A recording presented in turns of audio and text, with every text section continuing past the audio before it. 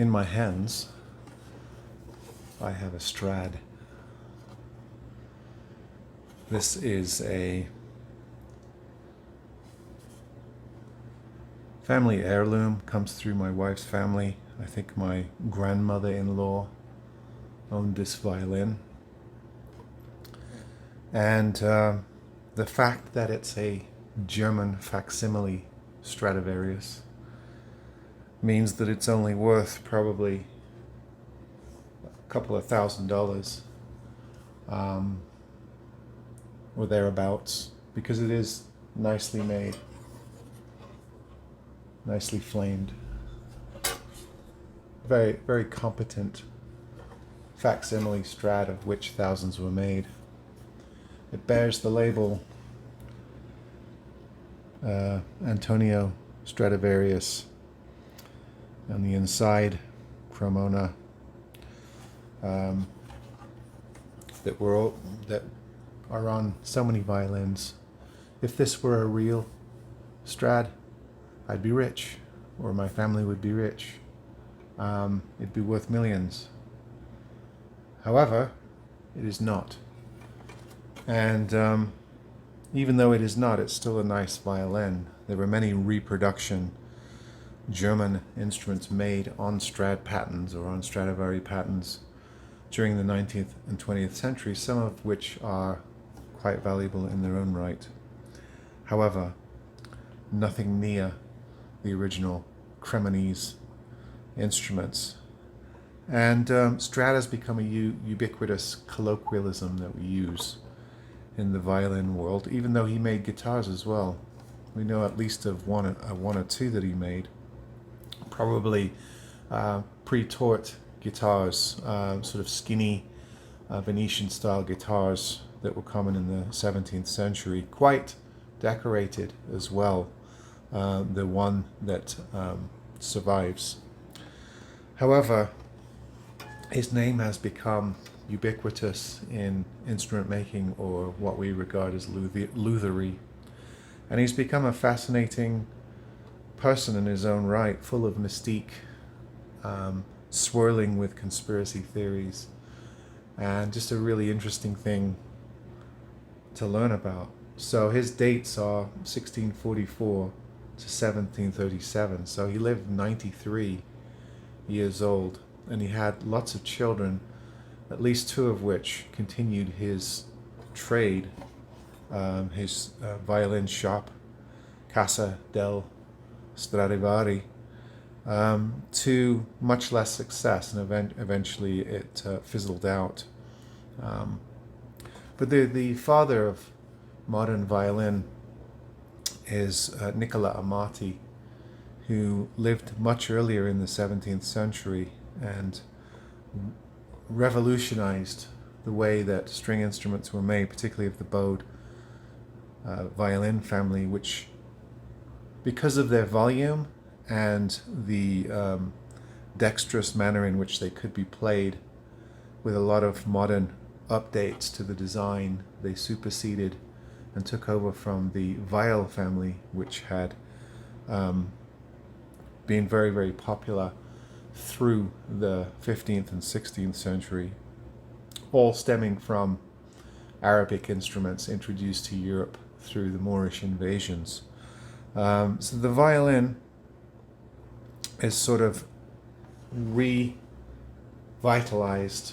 and the modern version of the violin is created by Nicola Amati, and his glory years are somewhere around the 1640s, and Stradivarius is born in that period. Now, there are a lot of sort of competing myths and conspiracy theories about where he comes from, how he got his name. We know who he is. He married into a fairly wealthy Cremonese family and lived in one house most of his life. I think he married twice. His first wife was carried off by the plague, or one of the plagues, and he had a number of children, a couple of which went into the clergy, became priests, daughters that were married off, and a couple of sons that carried on his traditions, most notably Umbono, his son, who made a couple of reputable instruments, but his craftsmanship was nowhere near the match of his father. And one of the things that we used to think about with Stradivari, and that's his Italian, his real family name, Stradivarius, of course, is the Latinized version that we see a lot on the labels. But one of the early rumors about Stradivari is that he was a apprentice to Amati, and that's where he learned his trade. That's been challenged in recent years because Stradivari's early instruments are really quite different from Amati instruments, both in size, shape, definitely varnish, but also Amati used to employ a small hole in the top to check for thickness that all of his known apprentices, like Guarneri, another famous violin maker, Stradivari didn't do that. It's absent from his violins. And also there's only one known label in which Stradivari credits Amati as a mentor. So it may have been more of a homage situation. Recent scholars have come up with the idea that Stradivari probably learned more from another violin maker, lesser known violin maker of the time named Ruggieri, who was a apprentice of Amati. And it's probably from Ruggieri that Stradivari learned some things. So it was kind of second-hand learning. He didn't learn directly from Amati, but through pupils or apprentices of Amati. This is something that sort of emerged in recent times. This violin here is probably, well, I know for sure that it's modeled on Stradivari's mid-period long pattern.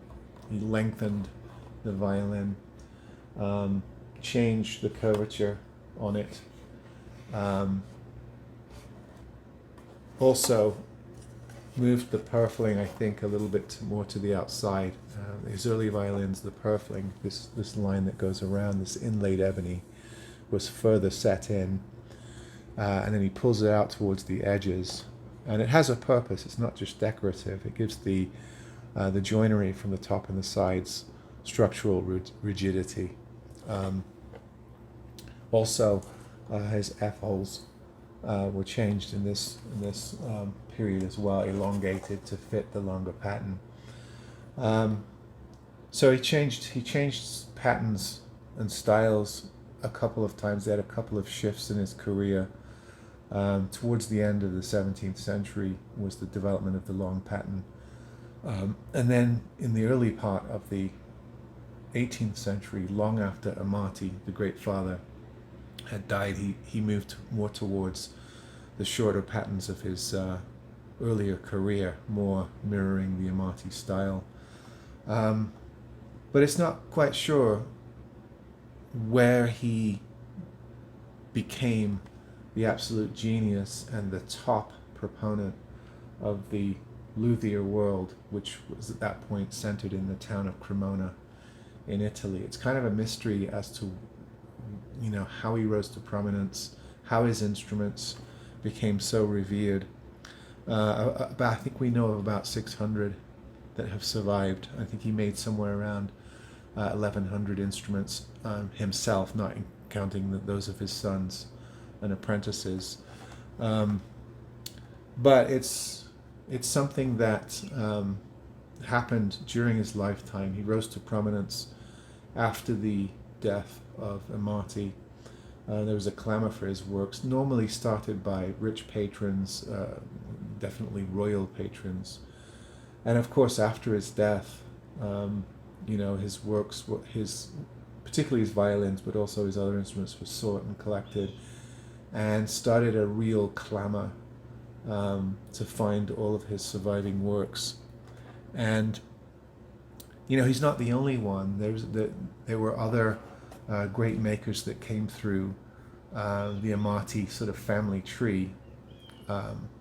So we have Nicholas Amati, his son, Girolamo Amati, Nicola Amati. Andreas Amati was the father. Nicola Amati is the grandson. At some point, Andrea Guarneri studies with them, and there are a few Guarneris that are well sought out in the violin world, but someone almost equal to Stradivarius or Stradivari was the grandson, Giuseppe Guarneri del Gesu, Delgesu, and the reason why he's given that inscription is because he sort of dedicated all of his violins as per the label to Jesus. So he became known as Del Gesu. And if anyone rivals Stradivari in the violin world, particularly of this period, it's probably Guarneri del Gesu. He's probably a solid number 2 in terms of collectability and the sheer worth of his instruments. We have other great makers coming out of this sort of system. Jakob Steiner studied with Nicola Amati and starts the German school, as does Klotz, who begins a very, very big family in the German violin world. So it's really interesting how this flowering, this and it is a late Renaissance sort of happening in a way. It comes after the period. I think one of Stradivari's 2 wives was a distant relative of the Medici family. So, this is not too long after the Renaissance period.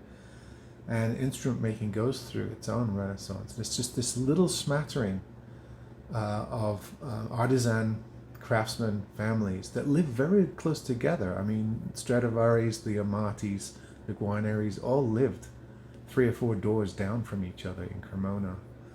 And it's from this little collective that almost the whole stringed instrument world becomes revitalized, modernized, and the backbone of all modern instrument making stems from these people and this period. The 18th century was the 19th century in particular was the period of great copyists. We had Charnot and Guillaume in France trying to make direct copies, replicas of these great violins by Stradivari and Del Gesu and Amati, Ruggieri. All these great early Cremonese makers were being copied, and those instruments in their own right became famous and sought after, even though they were sort of copies of earlier masters. And it lasts till this day, and even these factory instruments from the 19th, early 20th century are based on Stradivari principles. It's kind of similar to the way that things like Telecaster, Stratocaster, Les Paul, SG became the shape to emulate, the style of making to emulate by later makers. And you have all these homage or copy guitars in the guitar tradition. I mean, almost every classical guitar that's made, follows, one earlier Torta, the one earlier maker of the who revolutionized the classical guitar making tradition to make classical guitars have more volume so that they could be heard. It's just interesting how these few families and this flowering of craftsmanship has such an effect and gains credibility and becomes something to emulate by thousands and thousands of makers centuries on, and their principles still hold fast. I mean, it's still the standard to which everything is held, is the Stradivari violin. Even a student copy made in a factory in the 19th, 20th century is still trying to adhere to basic principles, measurements, graduations, curvature, even varnish reproduction, wood choice, joinery.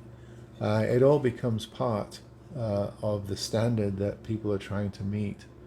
And we see it as sort of a similar thing develop in the guitar world and in the ukulele world, in all instruments really. But this is kind of the most famous and pronounced flowering of string instrument making that comes from the 17th century in Italy, which really informs everything after it. So I just thought maybe to do a video on it.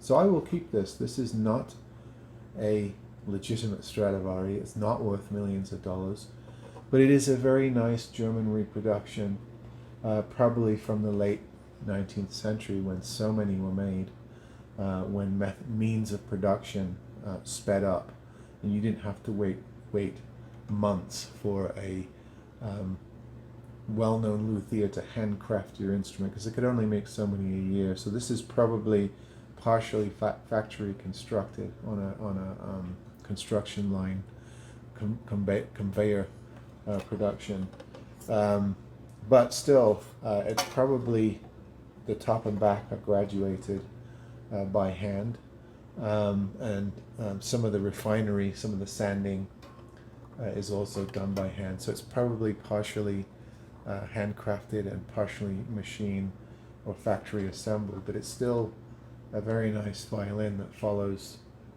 some of those principles.